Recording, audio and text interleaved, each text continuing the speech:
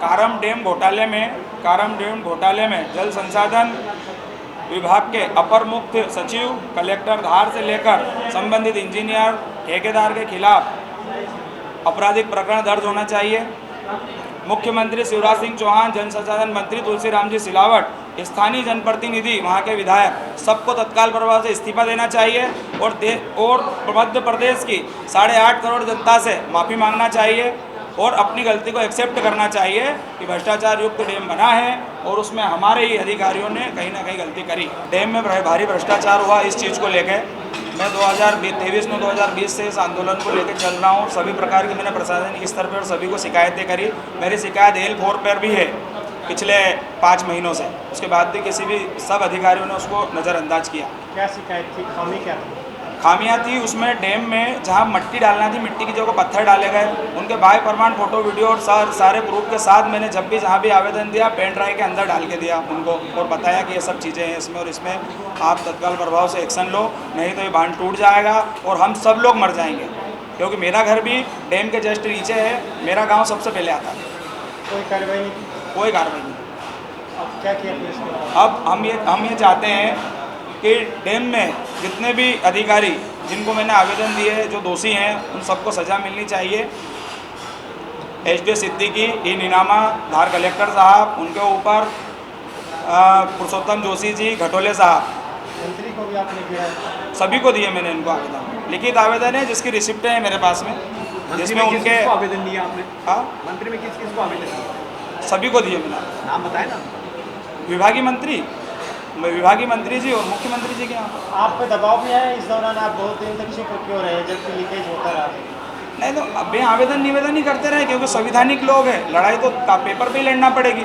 तो सभी से जाके मिलना, आवेदन देना और ये बोल देते थे हाँ करेंगे कार्रवाई कुछ नहीं होती है। कुछ हमको इस डैम का शेड्यूल दीजिए, इस डैम का सर्कुलर दीजिए, उस हिसाब से हम देखते हैं। तो फिर इन्होंने कहा कि नहीं हम कुछ नहीं दे पाएंगे। तो फिर मैंने सूचना के अधिकार में जानकारी मांगी इनसे और उस जानकारी को प्राप्त करी। उन्होंने बहुत परेशान करा, 2 साल में वो जानकारी दी और जानकारी जैसी मुझे मिली तो मैंने पहला लिखित आवेदन बिल्कुल संवैधानिक रूप से उन जानकारियों का विश्लेषण करके पहला आवेदन मैंने 23/9/2020 को लगाया था नॉर्मल, जो इसमें उनको जानकारी दी। फिर 21/2/2022 को, फिर 23/2/2022 को और फिर मैंने 5/5/2022 को लिखित आवेदन किया था प्रमुख अभियंता, मुख्य अभियंता घटोले जी को 5/5/2022 को और प्रमुख अभियंता भोपाल ENC को 17/5/2022 को आवेदन किया था। उसके बाद भी किसी भी विषय में किसी भी प्रकार से इन्होंने संज्ञान नहीं लिया। तो सब रिसिप्टों को लगा के मैंने सारी रसीदों की फ़ोटोकॉपी लगा के 21/6/2022 को मैंने सारी रिसिप्टों की फ़ोटोकॉपी लगा के धार कलेक्टर साहब जैन साहब को दिया और उनको भी अवगत कराया कि मेरी शिकायत 28/3/2020 से L4 पर चल रही है, इसका विशेष रूप से आप सब ध्यान दीजिए। मैंने सब चीज़ों को दिया। उसके बाद भी उन लोगों ने किसी प्रकार का भी इन सब चीज़ों में ध्यान नहीं दिया। हमारे धार कलेक्टर साहब वो सबसे ज़्यादा दोषी हैं क्योंकि उनको बार बार कहा।